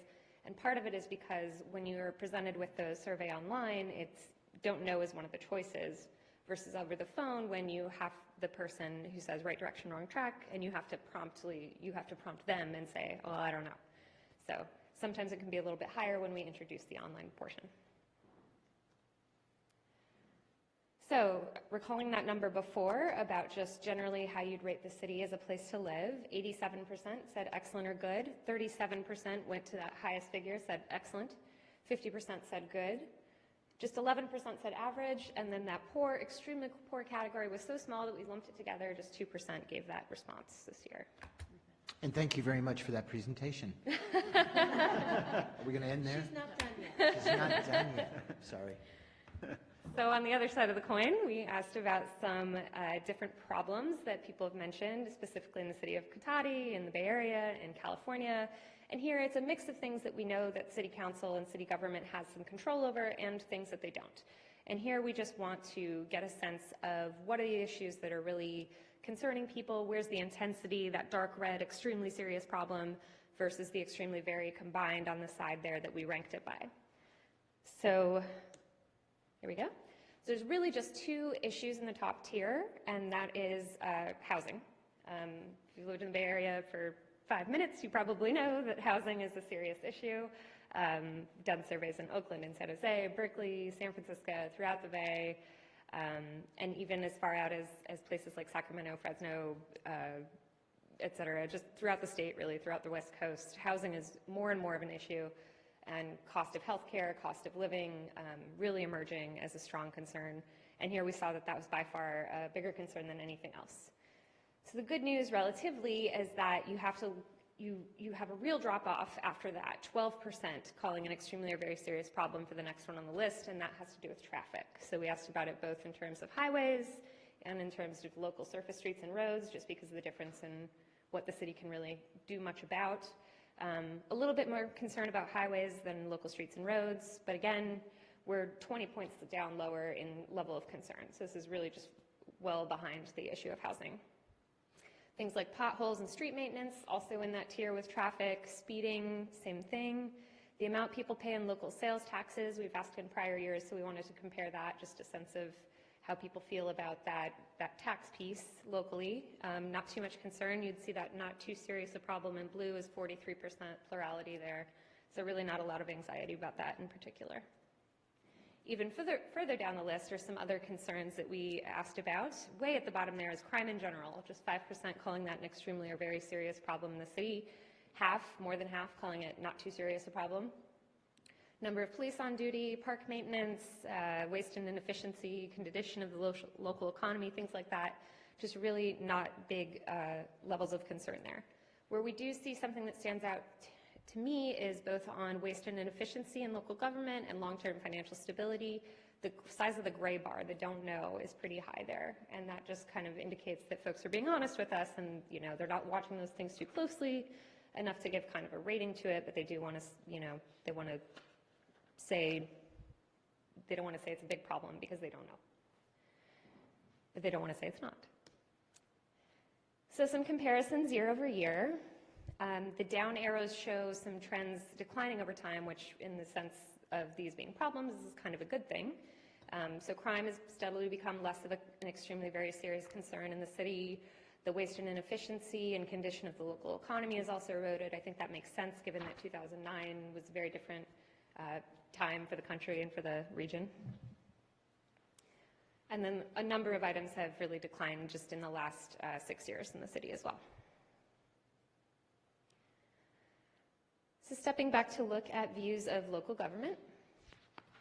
So here we ask voters whether they approve or disapprove of a variety of departments in the city. The approval ratings for the police department are quite high, 82%, just 9% disapprove there. Where you start to see a little bit less satisfaction or less approval is down at the bottom there for planning and building, but that's driven by that 31% who don't know. Those are folks who maybe haven't had to apply for a permit recently and just are being honest that they don't know enough to say. Not a huge amount of dissatisfaction there, but the disapproval rating is a little bit higher than in other departments, I think also driven by that kind of housing and building and growth anxiety that we see throughout the Bay. Ratings for City Council, 61% approve, 10% disapprove.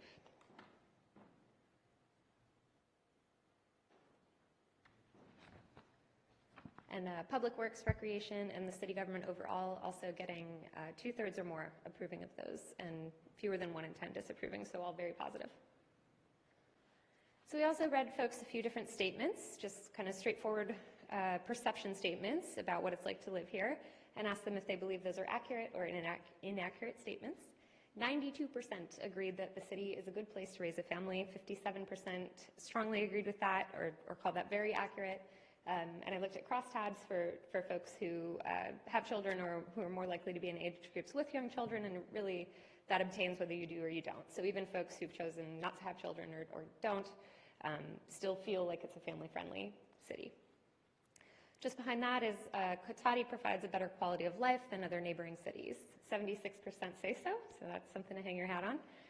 34% say that's a very accurate statement as well. And then the question about city government, again, we see a bigger share undecided or saying they don't know enough to say. 56% say that the government operates in a way that's open and accountable to the public. So majority there, but a slimmer one, and a lot less intensity, that very accurate. Not a lot of confidence about that, which I think lines up with what we see throughout the survey where folks are a little unsure. But that share who call that an inaccurate statement is still just around 1 in 10, so pretty low. So we also asked about a lot of different city services and programs. We asked 2 kind of major questions. One was, how important are these programs and services and projects? And the other was, how satisfied are you with those? And then we compared the results, and we'll show you what those results look like in terms of the things that people find very important but maybe less satisfied with versus the things that they find very important and are satisfied with in the other parts of the grid. We'll break it down. There were 27 of these that we asked about, and we also looked at the change over time because we do have some historical data on a lot of these. So here's a big list of some of the top priorities. This is the first question, extremely, very, somewhat, or not too important to the city. The things at the very top, water and sewer maintenance, domestic violence response services, financial viability of the city, 911 dispatch, retaining local businesses, garbage services and waste disposal, crime prevention, and investigation. So these are kind of the very basic nuts and bolts things that the city takes care of, the things that seem most urgent and important to folks have to do with, you know, kind of keeping the lights on or keeping the water running, and also making sure that folks who might be vulnerable are protected. So those are the things that we find 84% or more are calling extremely or very important, and half or so are calling extremely important. So real intensity, passion around these being important to the folks who live here. A little bit further down the list is when we kind of step back a bit. So maintaining the city's own city-run local police department, 40% called that extremely important, 81% called it extremely or very important. So really, these are all quite high overall. Again, we've got more stuff having to do with water, road paving, fiscal stability, police, and youth recreation programs is also in this kind of second high tier. 75% call that extremely or very important. And then paging down the list just a bit more, we have the things that are important to just under 3/4, but more than half still. So preparing for natural disasters, taking care of sidewalks and bike paths, heard a little bit about that earlier tonight. Climate protection, attracting new businesses as opposed to retaining them, a little farther down the list here. And then again, you see those extremely important get a little bit smaller when we get down to this tier here where we're talking about enforcing the speed limit, senior recreation programs, the Kids' Day Parade, median landscapes. These are things that are important to folks. Majorities are calling them very important, in fact, but when put up against things like water, sewer, 911 response, they're nice to have, but not as passionately crucial, perhaps. So the next question we asked, as I mentioned, was how satisfied are you with each of these services? And so everybody heard the same set of services again. And the ones that they are especially satisfied with have to do with parks and landscaping maintenance, garbage disposal, the city's police department, the Kids' Day Parade, enforcing the speed limit. And you'll notice, we'll break this down a little more, but some of the things that folks are most satisfied with are also some of the things that they thought were a little less important, mixed in with a few of the things that they thought were most important. So it's going to be interesting to look at how those cross each other. But again, the dissatisfaction levels are really quite low for most of these, except for enforcing the speed limit, where you've got 21% who are dissatisfied with that. So about 3 in 10 were dissatisfied with road repairs and attracting new businesses. Those are kind of the places where we looked at where is there some intensity around the dissatisfaction, because so many of the other things are things that people are quite satisfied with. So starting to be a little negative here, sorry about that. One thing you find really broadly a source of satisfaction for folks, interestingly, is the local 911 dispatch, 37% very satisfied, 58% satisfied total, even with 38% saying they don't know. So those may be folks who haven't had to call 911 recently, don't know enough to say. And same with the programs for drunk driving or investigating property crimes. Those may be people who, again, because they feel the city is so safe, they haven't had direct experience with that.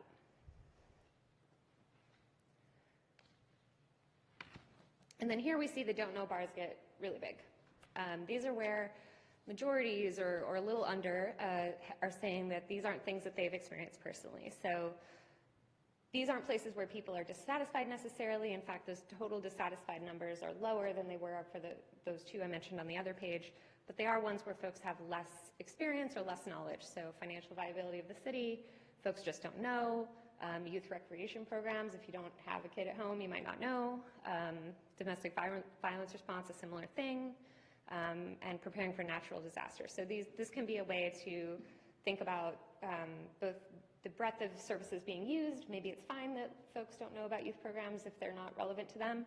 But when it comes to things like preparing for a natural disaster, maybe you do want citizens to know how you're doing and learn more about that. So that can be an information point for you all. So as I mentioned, it can be really informative to kind of cross those results, get the importance on one side of the graph and the satisfaction on another, and really look at places where there's room for growth and look at places where you're doing well. So at the bottom here, we've got the importance on the x-axis. We start with 0, we end at 100, and satisfaction, 0 to 100 going up. And you can see they're all clustering on that importance side of the graph. But basically, folks are calling a lot of things really important, so we kind of cut the graph up even further. Sometimes we can put it into fourths, but here we had a little more trouble with that. So if we remove the don't knows, so if we take out those folks who just don't know enough to say from the satisfaction part, we see that clustering happens even more in that upper right. We really just have that one quadrant left. So we'll zoom in to look at these more closely. So there are a lot of services that are seen as extremely or very important by 70% or more, and with satisfaction levels of at least 70%. So that's kind of our lower bound on each of the quadrants there. And here's a list. We had to put it in small type because there are so many of them. And this is a good thing. This is the things that the people in your town care about, that your city care about, are also the things they feel that the city's doing well about if they know enough to say. So these are all things that are areas of strength. So police patrols, businesses, natural disasters, conservation, recreation, crime prevention. It's a big list. Many of the items on the list are in this crucial quadrant here. One item that was a little lower as a priority level and also had a little bit lower satisfaction levels to match was about attracting new local businesses. So while folks are not necessarily jumping up and down with satisfaction, it's also not their highest priority. These are a few of the services that were seen as important by fewer people, but folks were had higher levels of satisfaction with. So these are things where you're doing well, and that's a bonus because it's stuff that folks are a little bit less passionate about than the things on that first set of slides. So things like climate protection, senior recreation, median landscaping, Kids Day Parade, and that speed limit question, which was a little divisive. Maybe things that folks think are nice to have, or something more like that than the basics on that first slide. And then these are the only two that we found where service levels, satisfaction levels were notably lower than how important they were to folks. So it's hovering around 80% on importance, but in the 60-70 range for satisfaction. And here we're really digging to find places for improvement, and this is where we found it. And that is road paving repair and maintenance, and then the fiscal emergency account. And that, again, is one where a lot of folks aren't quite sure. And so people who do know enough to answer the question may have very polarized views on either side of it. So we also have some really specific questions about safety in the city this time, including, when you're in Cotati, do you feel very, somewhat safe, somewhat unsafe, or very unsafe? 96%, just about everybody, said they feel safe, and 62% called themselves very safe feeling in the city. Just 4% say they feel at all unsafe, and those were all in the somewhat category. So really hard to find numbers much better than that.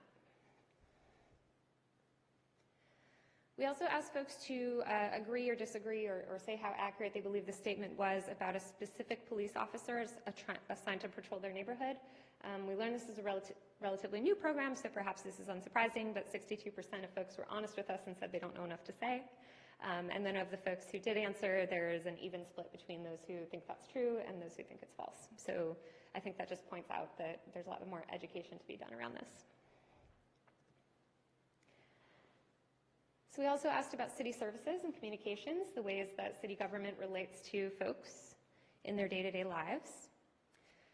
First is just a list of sources where people could receive information about city government, and we asked them how frequently they consult those sources. Up at the top, most frequent are things like the Press Democrat and the Community Voice, old-fashioned kind of newspapers, the city's newsletter and your utility bill. Anything that comes with a bill attached is usually well read and paid attention to. A little further down the list, we get things like social media, the city's website itself. Folks may feel that's a great place for information, but they may not think to look at it versus something that falls out of their bill or that comes to their doorstep every day or every week.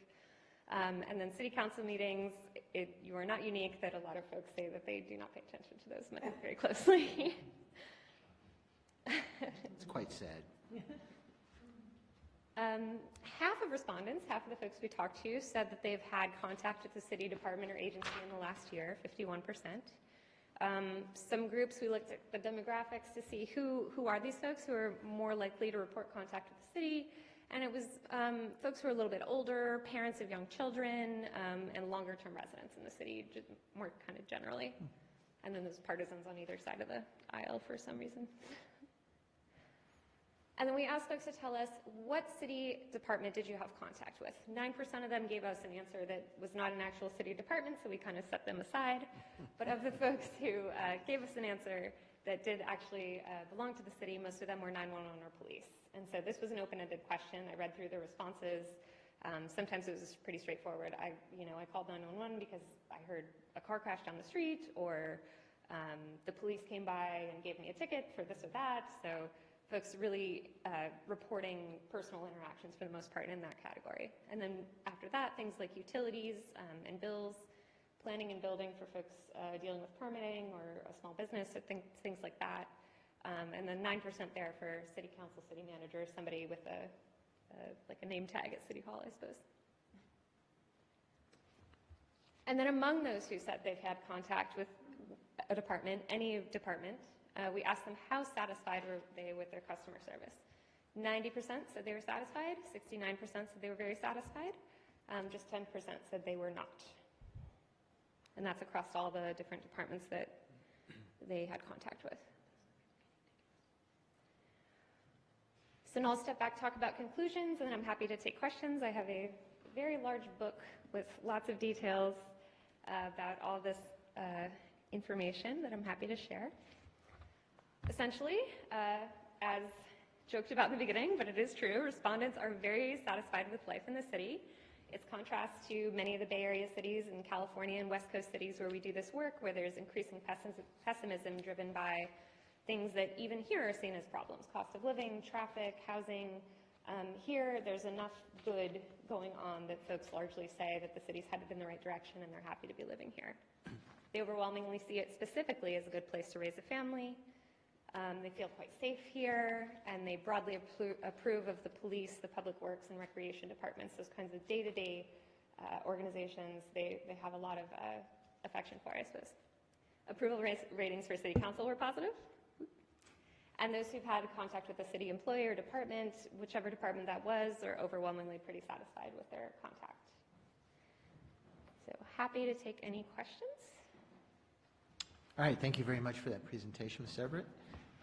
Do we have any questions from council? I'll start at this end for a change, turn my neck around, with Vice Mayor Skillman. No real questions. I appreciated the overview and the depth of the questions. And thank you for putting this all together and spending the evening with us. And actually, and it's not a question, so I can wait. I was going to make a quick comment if I could. Just please. I would actually take some of the not sures and as far as services and thing is a good thing, because if people are sure that they're not happy with how things are going in the city, they're going to be involved in it. You know what I mean? Like, I mean, before I started coming to City Hall, I didn't know who my city council members were, but that's because the city was going in a direction I felt was okay, and I didn't have to investigate and look into who are these numbskulls. You know what I mean? It's that sort of, if you don't have a strong opinion about it, you're not going to go out and make the extra effort to investigate and see what's going on. You're going to say, oh, everything's going great, so I'm not going to worry about it. And I think a lot of the don't knows, it's actually more of a positive in some sense. So based on that assumption, and you look out into the audience right now, you think we're doing a great job, right? Fantastic. Excellent. Okay, well, that's good to know. Any other questions or comments? No, thank you. Okay. Councilmember Moore? I don't really have any questions. I thought it was interesting to get the feedback on what the community thinks. Probably all of those dissatisfied are on the west side, but that's okay. And there's only a few of them, so. We'll quickly move on to Councilmember Harvey, if she has any questions. Thank you. Well, I thought it was interesting on the do not knows that says to me that we have more work to do.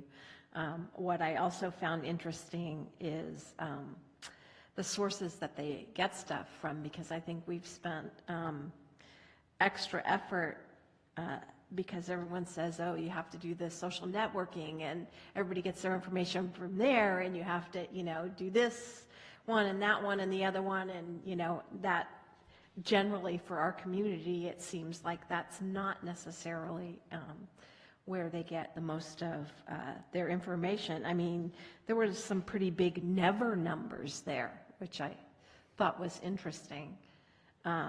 So I think that we need to,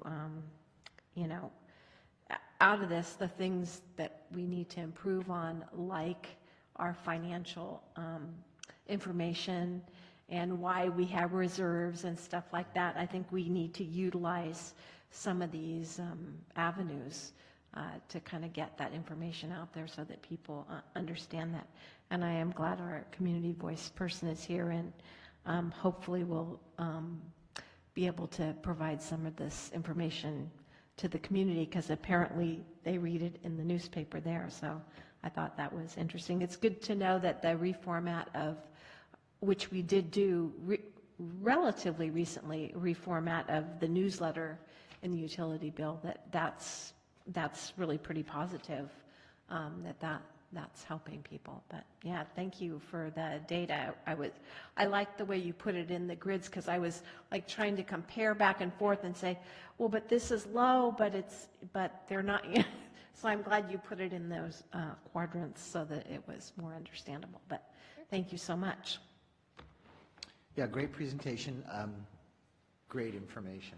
That first slide, that was phenomenal. I'm kind of curious, though, with your questions, I'm assuming this is true, but are those sort of your standard questions when you do surveys like this for other cities? I'm sure you modify them slightly, but basically, is that the format? Yeah, this is, I think, the way we approached this with staff was to also show some examples from other cities in the area, like Dublin and Pleasanton, and places where we've done work before that are maybe more suburban than like an Oakland or a San Francisco or a San Jose, and wanted to see which questions they thought would be most useful, and which ones, when we have the benefit of past data, we want to carry forward so that we can track that change. So to that extent, it replicates a lot of the kind of best practices there. And then, of course, in every city, we want to just only include the services that the city actually provides, and make sure that we call out special things that are done, like Kids Day Parade, and make sure that we capture that stuff. So yeah, it was a blend of calling on good work from the past and working with staff to make sure it was specific to the city. Yeah, and reading through the report, I mean, we clearly have more work cut out at the council and staff level about getting the word out to the public. Do we use our newsletter in a slightly different way? Do we use our social media and our website in a slightly different way? Are we, and to me, through social media, that really is the wave for so many people these days. I'm not going back into that young or old discussion tonight. I've had enough of that one. But I mean, that is the preferred method of communications, and maybe this is telling me that we need to step up, what we're doing at that level. And it's not just a staff thing; it's a city council thing too. Yeah, and I'll speak to the communications piece. This we often see as quite stark by age, frequently, and socioeconomic status, like income or language spoken at home. So we kind of say, to the extent that a city has resources to do that they do diversify, because you'll get some people one way, you'll get some people another way, and these are kind of the top line numbers. So if you're looking at a place where you've got to make cuts or be strategic, we can tell you what's at the top there. But to the extent that you have the ability to do so, you hit different groups of people with different platforms.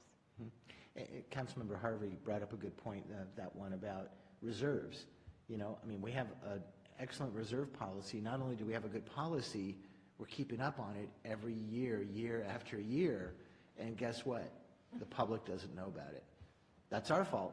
Yeah. I mean, there's nobody else to blame but us. And so we need to somehow better communicate. I've been saying for the 12 years I've been on the council, we need to celebrate our successes. That is a success.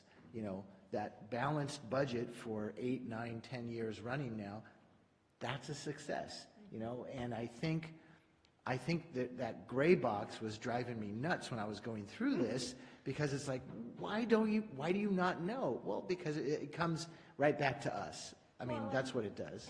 And if you look at where the majority of people were getting their information from, that's not typically where we put that information. Right. We don't have the Community Voice or the Press Democrat publish our budget. Oh, we will. But, Yeah, and, well, I mean, okay, we're not going to go to that extreme, obviously, but a summary article that maybe we start writing and submitting. You know, I don't know, and this is maybe part of the strategic plan discussion too, so we won't get into it tonight, but it was very eye-opening for me. I mean, yeah, there was good information, and then there was eye-opening information. That's a nice way of saying bad information, I guess, but, you know, and again, it shows, it's like an evaluation. It shows where you could improve upon something that you think you're doing really well, and maybe in the public's eye, we're not. And so we need to communicate that. So this was great. Really do appreciate this, and thanks staff for getting this together. Yes, please. So you said that people did it online and you spoke to people. Can you give us the breakdown of the 300 and some odd people, 327, Yeah. how that was split? I like numbers. So I'm 40% took it via phone and 60% took it online. Okay, and That, on the online side, essentially, we emailed, I think everyone for whom we had a record and invited them to take a survey or a sample, excuse me, and asked them to take the survey. And there, we can't control the response versus the phone, where once we've got enough, we stop calling. So once, you know, we've sent the email invitation, folks can keep rolling in responses, and your community was very responsive on that side. So then we came in later with the phone calls a day or two later and targeted the demographic groups that were less responsive online to make sure we got representation from every kind of corner of the community. And were we, consistent's not the right word, but were we similar to what you've seen in other cities from that perspective? In terms of response? In terms of, you know, the online versus using the phone method? Yeah, that it can differ for different reasons. The size of the community is one thing. It's the number of emails you just have to work with to begin with on the voter file, and from commercial sources we see it. The kind of relative kind of longevity of the population in a city, whether, you know, in Oakland it's a little bit harder because there are a lot more folks who've moved in very recently, who come and go, or in cities with lower economic status, or even more rural cities where internet access is harder to find. Here we didn't have those hurdles, and so to cities that with comparable kind of demographics and geographics and things like that, I think it was very comparable that we got a lot of response online.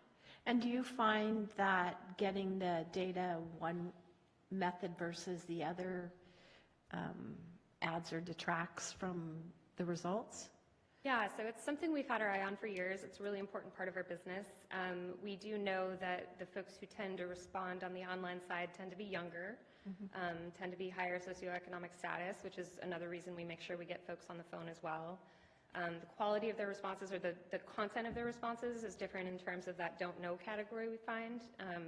But otherwise, the kind of correlations between the differences in questions we see seem to be really described by the differences in the people who choose that form. So younger folks may be more likely to say, yes, I have a kid at home, but that's because they're, you know, they're in their 20s, and so it's more likely to have a kid at home than someone who's 75, who may take it on the phone.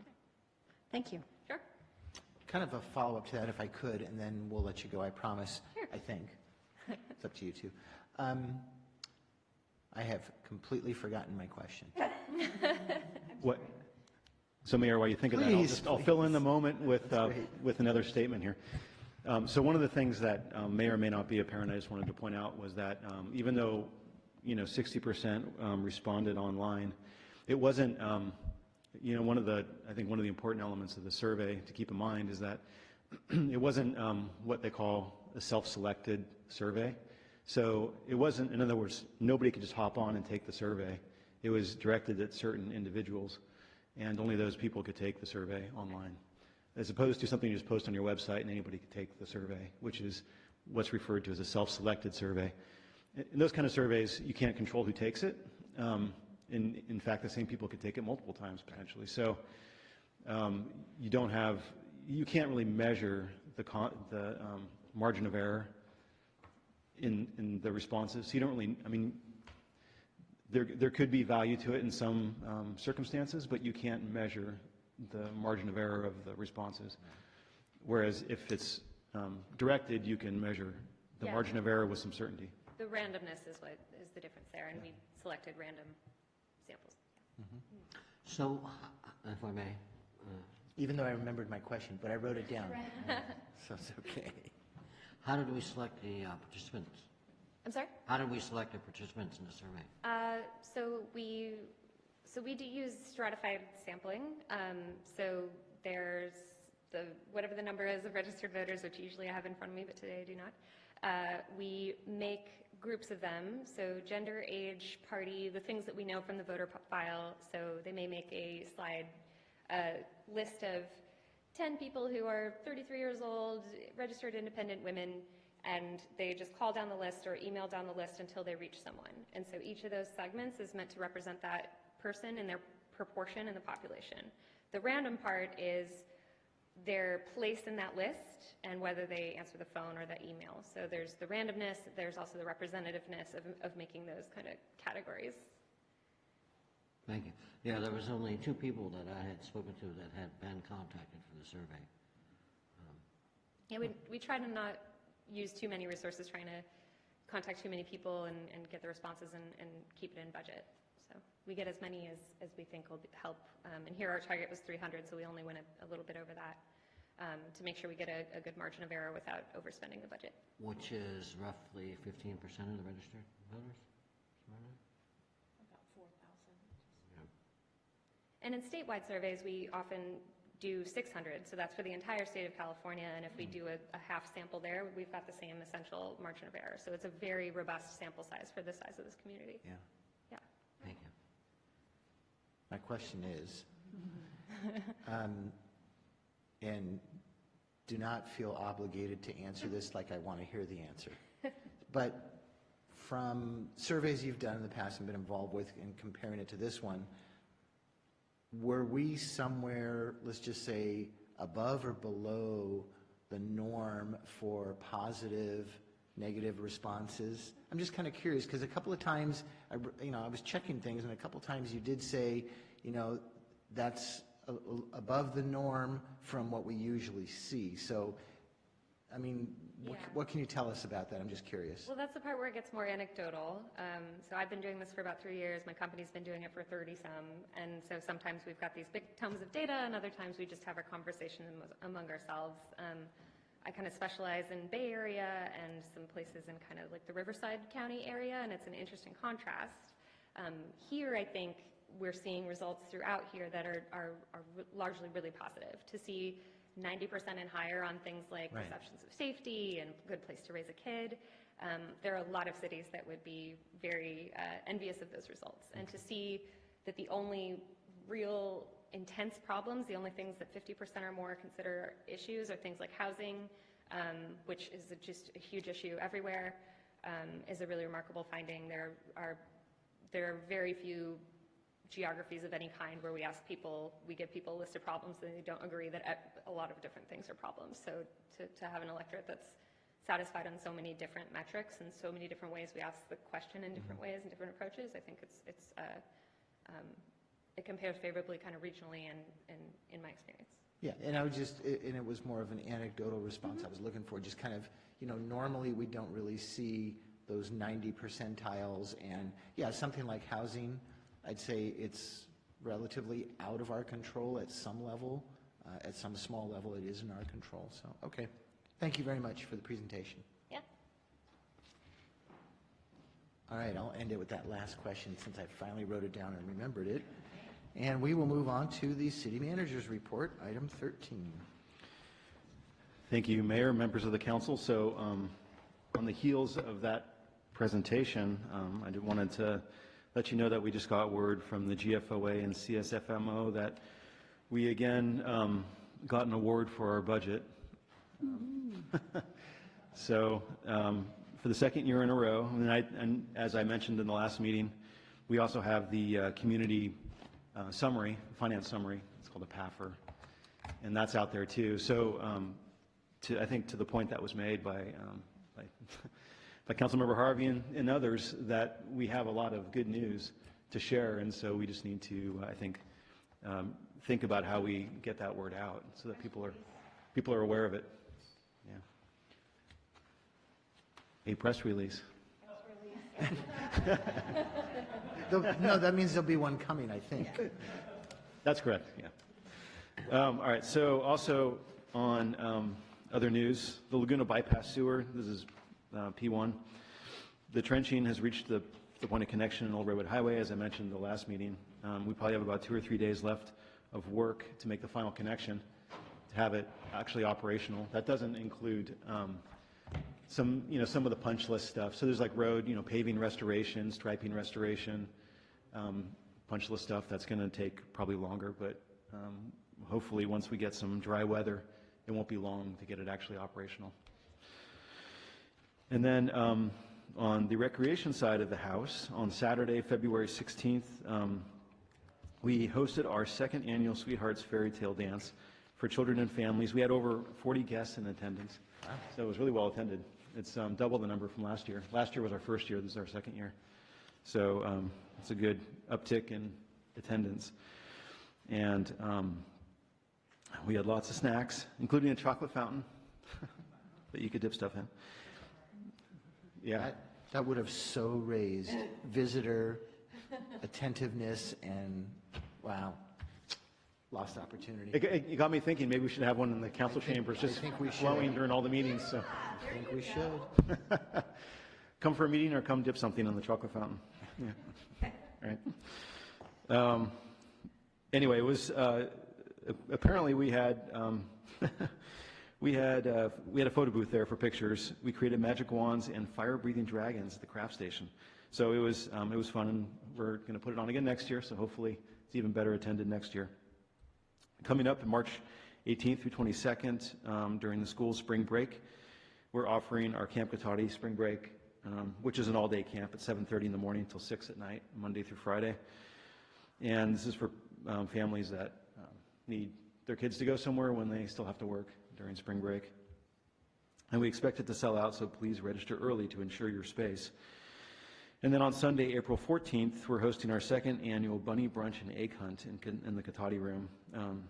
That's where the breakfast with the bunny is. The egg hunt is outdoors. And that was super fun last year. So it's great for families, good brunch, you get to meet the bunny and make crafts, and then you finish off the egg hunt, as I mentioned. Like last year, we expect this to sell out again, so purchasing tickets early is recommended. And you can do that through the city website, just like any of our programs.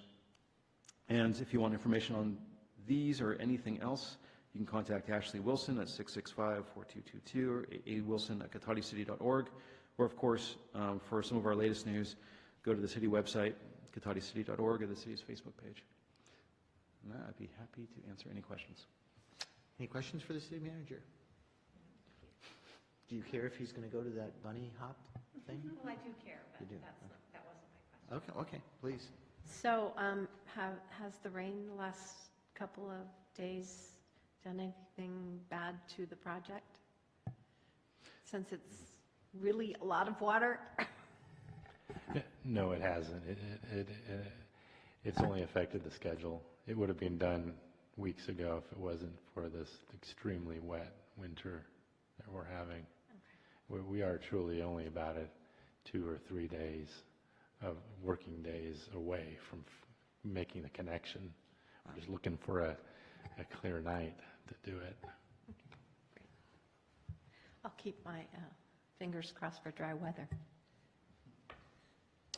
All right, thank you very much for that report out. And now we'll go to city council member reports. We'll start with Councilmember Moore. Nothing to report. I was just about to stand up. Then we'll go to Councilmember Harvey. Don't say nothing. I'm not going to say nothing. Good. Where are you going? You don't want to hear my report? You're leaving me? There he goes. The only thing I have to report is I attended the Sonoma County Waste Management Agency meeting, and we are narrowing in on a new executive director. We spent, oh my God, 4.5 hours interviewing. Was quite painful, but yeah, we are getting close. So hopefully at the next meeting we'll be able to announce that. So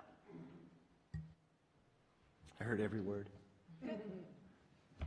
Vice Mayor Skillman. I attended the Library Advisory Board meeting on February 19th, and it's just amazing with the increased revenue and resources that they have available, how many more resources you have available now to you. I mean, you can go and with your library card, you can check out a tablet, and you can use the tablet while you're in the library, and you have access to the internet. And they're working still too on doing the mobile hotspots that you can then check out with your library card. And they're looking at, and this is just in discussion phase, so nobody panic, but they're talking about just doing no fines. So they're finding that in cities where they've done that previously, obviously Sonoma County is looking at it from all sides, but that people then returned books because they were concerned about, I don't have the $10 extra or whatever the fine had gotten to. So they're talking about maybe doing some kind of fine forgiveness, which would really help folks who, you're going through your car and you go, oh my gosh, my kid checked this out 4 years ago, what's going on? Yeah, exactly, or it ends up in a box because you were moving or something. Anyway, so so that was one of the things that they were looking at possibly doing. But it's just amazing, all of the events. I mean, they had a Shakespeare event. They have reading to dogs to encourage kids to get excited about reading books. And so anyway, it's just, I'm impressed with our local libraries. And that's it is a great system that we have here in Sonoma County. Just a couple of quick items to report out. Last week, I was invited along with Petaluma Mayor Teresa Barrett to speak to the Democratic Club of Southern Sonoma County, giving them a Cotati update, which I did do. It turned into more questions about elephant seals, which I don't believe we have yet in Cotati, but we might with all this rain. So yeah, it was very, it was funny how it transitioned over to that. They don't get that long. No, we hope not. I brought up as a discussion too the discussion we had of the CASA Compact. And so Petaluma has it on an upcoming agenda. So I know that at least they're going to be talking about it. And I just kind of gave a very brief summary of that particular topic. And then other things that were going on in the city, which I took from the report that we did for the mayors and council members. I kind of took some items off that list. And was also contacted through the league regarding HR 530, small cell wireless. In an incredibly brief nutshell, it's about preempting local authority over small cell wireless infrastructure. Here we go, preempting local authority yet again. But there was a very tight timeline. In fact, the due date to sign on to a letter was yesterday. So the city manager and I did confer about this, and I read it, and I did sign on that we're in favor of HR 530 from Congresswoman Eshu. So just to report out that at least the mayor of Cotati has said something about that, just so you know. Okay, that is all I had. And do we have any public comment on non-agenda items? Seeing none, we will go to item 16. Any information received after the agenda was posted? Seeing none, we'll go, can't even turn the page fast enough with you guys. Item 17, and we will be going into closed session. We're having a conference with City Labor Negotiations, Government Code Section, we should all know this, 54957.6, City Designated Representative, City Manager or Designee, Employee Organization, the Cotati Police Officers Association.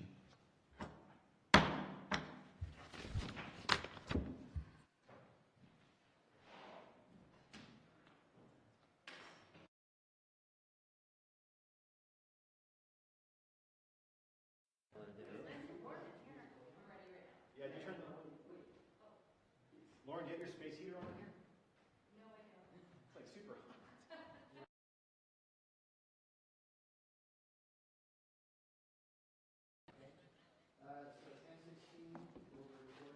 Jack is moving.